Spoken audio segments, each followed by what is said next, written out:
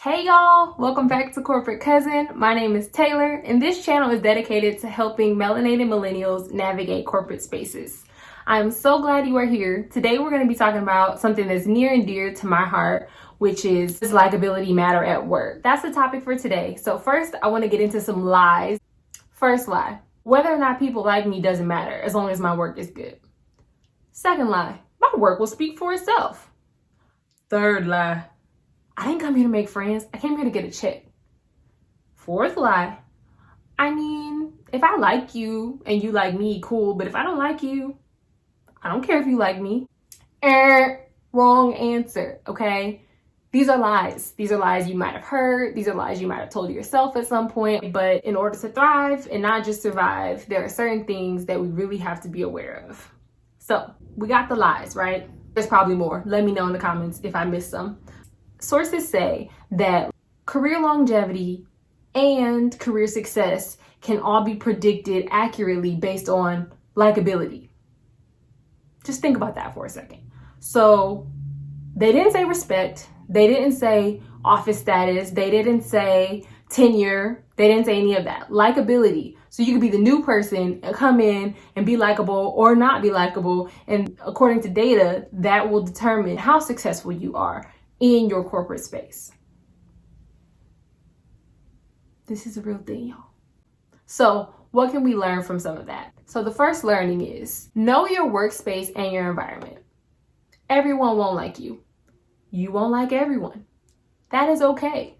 But you do need to know the key players in your workspace and in your job. Invest time in building those relationships. So I'm not telling you to waste your time going in to work every day, passing out buttons and stickers and lollipops and trying to make all the friends. No, that's unreasonable and not realistic. But there are key players at your job who need to like you, and you need to know who those people are. So figure that out and then work on that. But going in with the attitude of, Jesus liked me, the Lord likes me, who are you to judge me?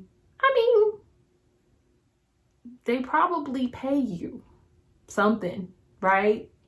Or like have a say-so in whether you get paid. So, I mean, yes, Jesus should like you, but there are others. The second learning is corporate America can be like college or high school 2.0.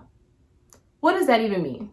That means that it's a popularity contest in some ways. We can get into the subjectivity of whether or not popularity is something that we want to strive for or not, because I agree that taking the path less traveled is often what's best.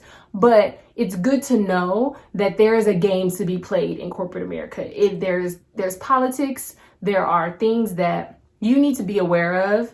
And if you go into your workspace thinking it's only about your work and how well you can perform or not perform, you will be sadly mistaken. And there will be people who do know that it's a game and who do know that this environment is one that values relationship building and rapport building. And those people, even if their work is not as good as yours, they'll surpass you because they know that. So you need to know that. And yes, keep quality work. I'm not saying slack off and make friends all day. No, do your work and do it well. But you also need to know that this environment, wherever you work, probably has some politics and probably has some nuances that you need to become familiar with. So ask around if you are new to find out what those are and file them away because it matters. The last tip, the one that I think can be the hardest probably to accept, is to focus on the similarities rather than the differences.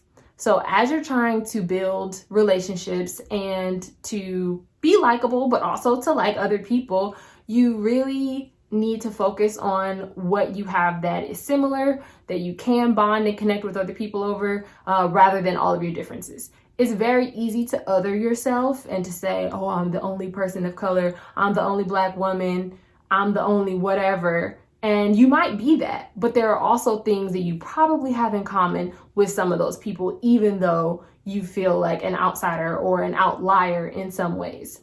So maybe you don't do this with everyone, but your key players who you identified, find out what you have in common with them. Try to find some of those similarities and focus on those. People don't need to like all of you, right? People say, bring your whole self to work. What does that even mean? Like, bring your professional self to work, number one. That's another video. But focus on a similarity that you have to some of those key players. Figure out what those are, and then make that what they remember, and make that the thing you two can connect on. But you need a connection point. It's very important. So hopefully those learnings are helpful.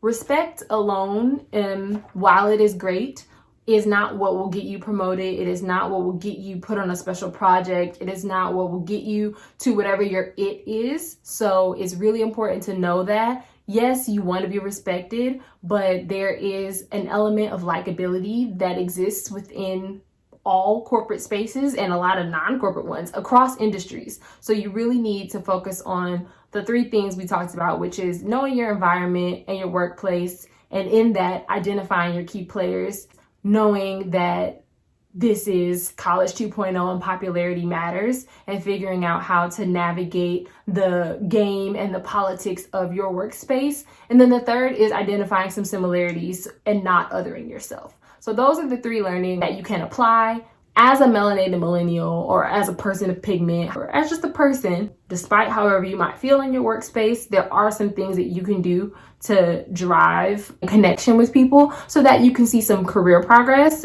And so that's what I hope you'll focus on. We can do this. We can do this. Okay? We can do it. So let me know down in the comments. Do you know whether you're liked at work?